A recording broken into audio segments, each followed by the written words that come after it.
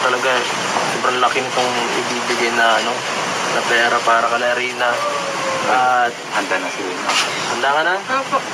Ito po, ito Ate Roda, sasabihin ko sa inyo, ito po may nagpapabot po ng tulong para kay Rina para pabahayan siya.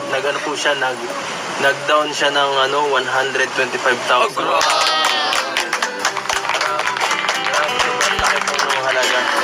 At yan po, ito po ay galing kay sa YouTube channel from Rowena May. Rowena May po, FB page group, Reyna's Best Team Ever. Grabe! Salamat po. Salamat po for Reyna's pabahay daw.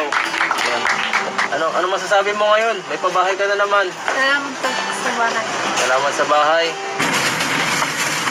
Saan ang punta niyo ngayon? Saan ang punta natin ngayon? On ko. Tanong mo kay mama mo.